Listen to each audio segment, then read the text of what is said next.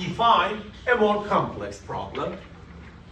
Still don't understand this. And I just don't play game with you. In the exam, I give one of these to you to solve, okay? So just get prepared for that.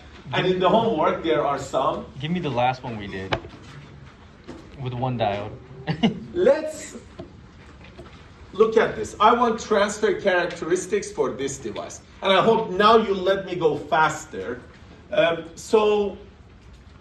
Two diodes, 4 rows, and we will try to do that together. One thing that is your take-home message from today is that for a circuit that is 2 diode, your standard table is D1, D2, VO, and condition on VI. Are we together or not?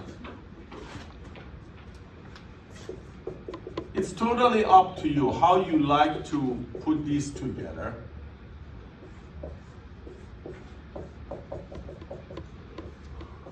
Usually, you leave on for the last. The reason is when both diodes become on, in general, the circuit has more loops and circuit analysis becomes more complex. When a diode is off, it's open circuit, you just take off a branch.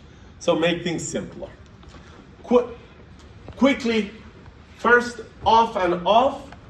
Off and off means 2 open circuits, right? 2 open circuits here. Immediately, VD1, VD2.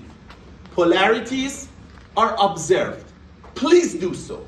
I beg you do that. As soon as you replace your diode, just put its voltage polarity if it's in the off state. Because then you need to come back and find that and put it less than 0 to find your condition. If you make a mistake on that polarity, it's going to mess up the whole thing. Okay. All right, this problem is simple. In this circuit, there is no branch that current can go through. There is no current anywhere in the circuit. I hope you agree. Therefore, the output voltage and input voltage are equal.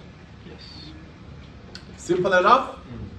Current is 0, drop here is 0, VO and VI are equal. Are we together?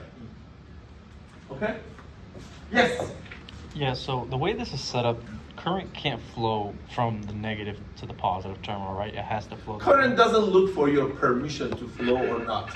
Current naturally flows if it goes through. Sometimes people say you made a mistake, and I say, why did I make a mistake? I said, if both of the diodes are on, then a 6 volt and a 2 volt are across each other, you're gonna break all the laws of physics. Yeah.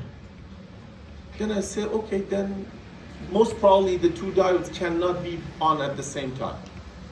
And you will find it out when you do the calculation. You see, we don't need just to be like a parent to these diodes and make sure they don't fall into a mistake.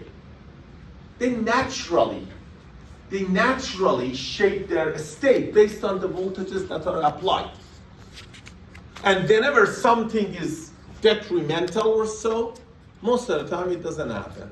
Now, there are cases where the diodes could be connected in a direction to cause disaster. That means you're a bad designer. But don't make a judgment. Just go through the problem and see what you find out. Quickly, find VD1 and VD2. That's very simple. The